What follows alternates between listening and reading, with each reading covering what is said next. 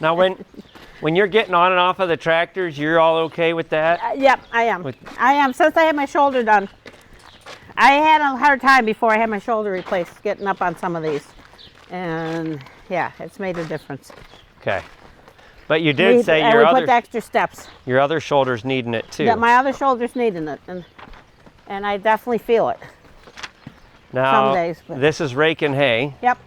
And that's a job you would do? That's a job I would do, that I love to do. And you have to be twisted around a lot? Yeah, I twist around quite a bit to make sure everything's not plugging up. And how does your back feel when you're twisting around raking hay all day? I don't know. I don't pay any attention. I like it. I like the job, so. But I guess it doesn't. You're not noticing that at the end of the day? Not really. Okay. Not really. All right. Oh, here's the other end of that group of cattle, isn't it? Okay. Yep.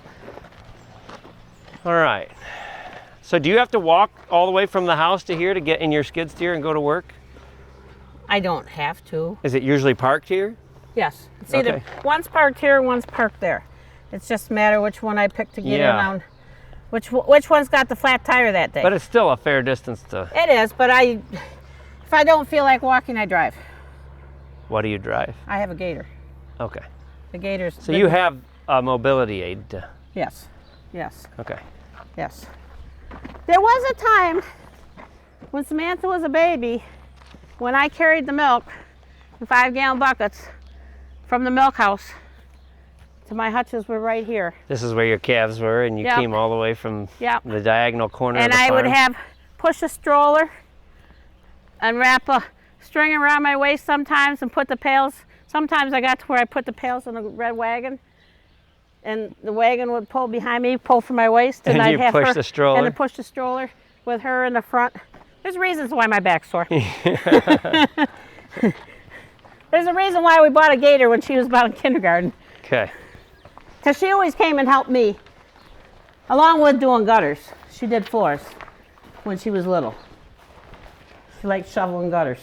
Okay. So you want to watch me climb in this? Yeah. You want to wait till I get out there? No, I think if you show me, I'm interested to know, do you mind if I take a video clip Go ahead. of you doing it? Go ahead. And since you guys got the handle down, I'll use it.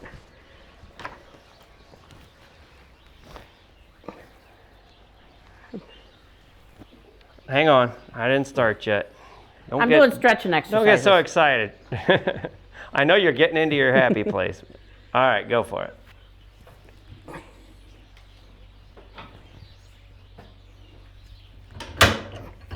Hey, that worked. All right. If you don't mind, let's start it up and drive it over where there's a little more space. Okay.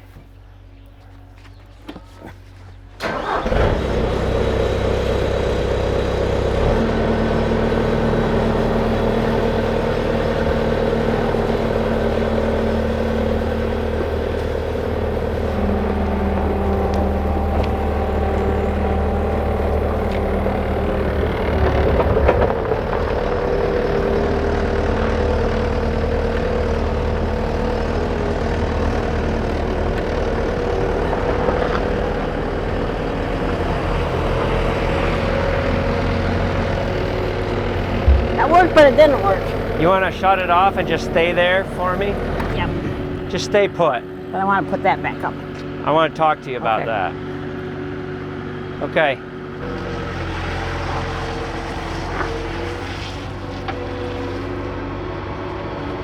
You can leave it out wherever.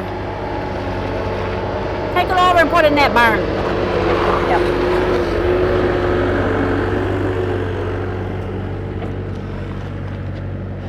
There's two things I noticed, or I have a question about. When you climb in, do you use this step? Somebody told me yesterday that I don't. Yeah. So I don't really think I do. I was thinking that when you climbed in, that you just stepped over. I think I just bypassed that one. Okay. And I step on the big piece down there, not on here. I don't step on the cylinder. Yeah. I step down there on that, and then one foot goes on this. The other thing was that I noticed that you put this up, and as soon as you started driving, it came right back down. I see that. So, So now it's too loose. so this is something that We gotta, we worked on for Ed, yes. but it doesn't look like it's working right. But you liked It's it. not working right. When you climbed in, you liked it. Well, it's okay. It, I mean, it was natural for you. You grabbed it. Yeah, it was there, so I used it. I didn't really feel like I needed it. But it tells me something. But it makes it easier for Ed. It makes it easier for Ed to get in. Yeah. But the other one is over on this side, and I did that. I flipped it down, and then I couldn't get it quite back in position. But then when I went to get out, I went like this. Well, then I pinched my fingers in between the, it was like this part. I don't know how I did it. The way I grabbed it anyway, it squeezed in, but my thumb was in between, I guess. The way I held my hand. Okay, and it pinched it. It pinched it. Okay. So it just tells me. We gotta do a little bit of, and Samantha pulled it down. That's why we loosened it up.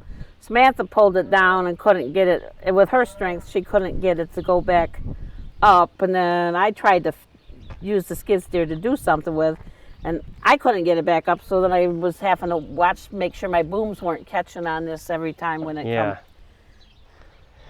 come through. The concept's right, we just got to tweak it. It was natural for you to grab it. Right, yeah. It's in the right spot. It's in the right spot. And you step on this bottom part of the boom, and then to here. Yep.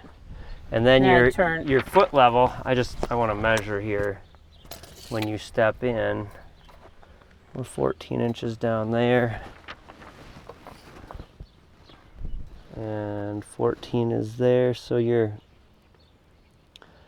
not quite the same level. If this was in better condition, I'm kind of worried about this step actually, the way it's filled in with dirt and it's kind of slippery, that even if you would use it, it might be a hazard. And that I wonder if this should just be either reinforced or replaced or... Well, maybe it needs to be replaced. Something. I'm not sure. We replaced one of them on something. I'm not even sure which one it was. I don't want to overwork you, but if you're feeling well enough, would you mind climbing out and back in for me one more time? Sure. And I'm gonna take some photographs of you this time instead of a video clip. Okay. So just wait until I'm ready for that, because I want to just see your motions. And when I take pictures, it'll be step by step. But just do it like you normally would. I guess we're gonna leave this out for right now, and if it's comfortable for you to grab it, do it. You use it like you would. Well, it's there, so it's kind of, to get to this one, I kind of just got to use this one because it's kind of in my way to get to the one that I would normally grab hold of. I'm ready. Go ahead. But see, it's there. It's natural to go like that. Sure. Instead of grabbing hold of. Okay. Good. So it's in a nice place. It's in a nice place. It's a good grab. We just need to figure out how to make it so that it's out of the way. So it's out of the way, but it folds in and folds out easy. Yeah. Okay. Because with my arm strength and hand strength isn't quite. And I was counting when we were talking about the gates you go through, and I think you're in and out of this 10 times. No, I'm not. You're not in and out 10 times every day? Not if I don't want it to be. If, I get out over here, and I get out down the barnyard, and I get out once. Well, I get out. You unchain one gate, but when you go to chain, you chain the next gate, and then you walk over and unchain the other one, so you're not climbing back in, and you walk back over and get in. It just depends on whether I'm using my head or. Yeah. Okay. And I don't get near the exercise that I got when I was milking cows. Yeah, so you're right. I kind of need the. Okay. Well, I think I would feel better about it if this step was in better condition. And what I might want to do is lower it down just a little bit. Maybe we can design a different step. Like we could unbolt it here, and what I would like is to have a step that's the same level here as the floor in there, so that you're stepping straight in. So if we did that. You know, there's supposed to be another bar here that the door sets up. Okay. But Ed doesn't like climbing over it, so he took them out of both skid steers. And that's part of the reason why nothing gets a door. Because what it's supposed to set on. And when I will get the door, there's still going to be this 2-inch gap across the bottom coming in, blowing a draft at me. Because his foot, when he'd get in, would catch. We have 8 inches from here to here. If we did another 8 inches from here to here, it would be I'm going to say I probably would still just skip that step. It would be even steps, and then you would be swinging your foot over and be standing at the same level inside and out. I'm just worried about this one being a danger, and so I think I would recommend replacing this one. And probably when it was replaced, I'd put it down just a little bit so that it's even with the floor on the inside. Okay. It shouldn't be too complicated to do that. And I don't think it will obstruct how you do it. If you still decide to skip it, you can. It's there if he needs it. Yeah. You know, he and I don't necessarily get in the same way, and yeah. Okay. Well, let's do the reverse and have you climb back in, and then I'll help you get this folded up. Okay. So I guess you're going to drive it back and park it in the shed and get out again, so we can leave it down until then. I may drive it back up front. Do you want to take it to the shop right now? I think I'll probably take it to the shop and park it at the fuel pump because it needs fuel too. I'll just walk up. Hang on before you start. Okay, I'm ready. Go ahead. I'll follow you up to the shop then. Okay. Or does that mess you guys up? No, that's fine. That's where we're headed next. Okay.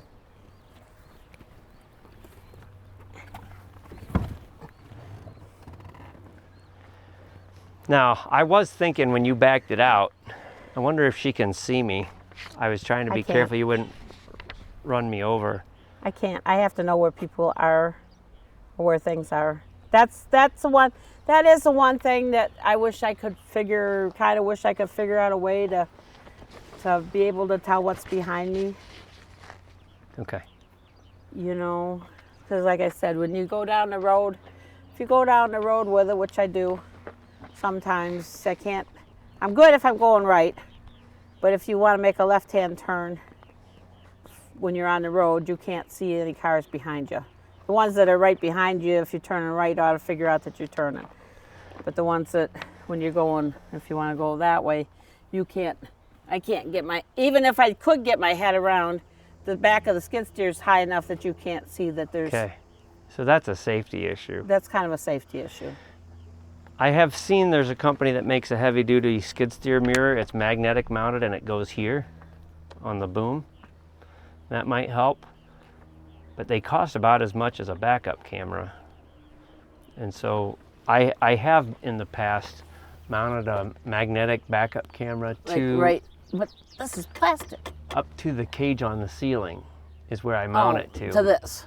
And then it's kind of a pivot. You can adjust the monitor where you want it. Well, that might work. It would be sort of in the position of a rear view mirror. Okay. It would need to be such a way that you and Ed don't bump your heads on it when you get in. Climbing in. But if it's a flexible mount, maybe you could just flip it up against the ceiling when you get in, and then pull it down like a rear view mirror in a car when you're driving. And then, yeah, I mean, it's not like you need it all the time, and Yeah. Okay. It's just when you go down the road. I mean, and I always tell people it's like if I'm in a skid steer, don't come. We got one guy that helps us once in a while. I used to help when we were loading manure, and I did 90% of the manure loading with the skid steer, Ed sometimes would load with a Manitou, but this other guy would drive a tractor and spreader when Ed wasn't feeling like it, and he would never stay. Ed gets in the tractor, he stays there. Tommy gets in the tractor and he backs up and he gets out, and then he goes wandering around, and when you're in here, you never know. You don't want to run over him. You never know where he's at, and you don't want to run over him. Now, Ed got that magnetic backup camera for his tractor. I wonder if we could kind of practice, like do a trial, stick that on here, and then even a magnetic cell phone mount. You could pair it to a cell phone, and and then like put my cell phone up here or something. Yeah, just to try it, test the concept. Test the idea. The other thing is, we could try that. I'd kind of like to get one of those magnetic mirrors, and we could test that and see just to see what it does. Which one seems to work better, and I'd kind of like to have one for a demonstration item anyway, and then I'd have it. Okay. Even if it's not the right thing for you. Would that be Yep. something you'd want to try? We could try it. You never. Sometimes you don't know till you try it. Well, most things you don't know until you try it. Yeah. So, okay, I'll just follow you back up to the shop then. Okay.